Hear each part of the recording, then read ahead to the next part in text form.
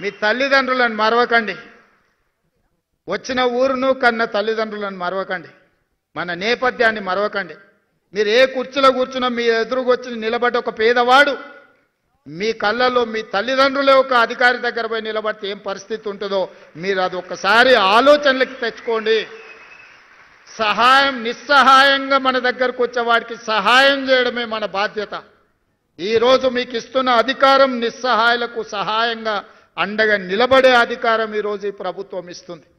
నేనైనా మీరైనా మనమైనా నిస్సహాయులకు సహాయం అందించడమే మన బాధ్యత.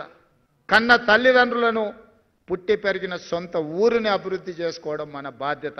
మీరు అంకితమవుతారని నాకు సంపూర్ణమైన విశ్వాసం ఉన్నది. మీ అందరి పట్ల నాకు నమ్మకం ఉన్నది. మీరందరూ పెద్ద ఎత్తున చప్పట్లు కొట్టి నాకు మాట ఇవ్వాల్సిందిగా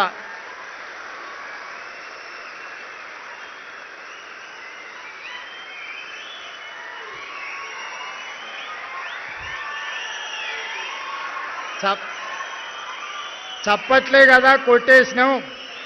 రేపటి నుండి సార్ చూడబోతారా అని మీరు అనుకుంటారేమో.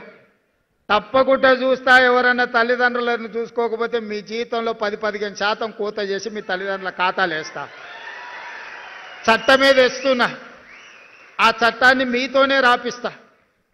తల్లిదండ్రులను చూసుకోని వాళ్ళ జీతాల నుంచి 10-15% జీతంలో కోత విధించి మొదటి నాడు మీ అకౌంట్లో ఎట్లయితే జీతం పడుతుందో మీ జీతంలో నుంచి ఆడబిడ్డ అయినా మగబిడ్డ అయినా ఆ జీతం తల్లిదండ్రుల ఖాతాలకు పోయేటట్టు ఖాతా తెరిచి మీ జీతాలు మాత్రం అక్కడికి బదిలీ చేస్తా.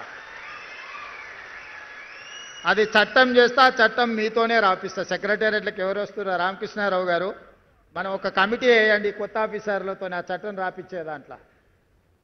మళ్ళీ వాళ్ళు మాకేం తెలియదు అందులో ఏముందో అంటారు. కాబట్టి ఇందులో నుంచి సెక్రటేరియట్కి వచ్చే ఆఫీసర్స్ ఎవరైతే ఉన్నారో వాళ్ళతోనే ఒక గ్రూప్ ఆఫ్ ఆఫీసర్స్తో ఒక కమిటీ వేసి బేసిక్ డాక్యుమెంట్ వాళ్ళతోనే తయారు చేయించండి. అప్పుడు మేము చేసిన చట్టం ఖచ్చితంగా అమలు జరుగుతుందని వాళ్ళకి నమ్మకం వస్తుంది. అదేవిధంగా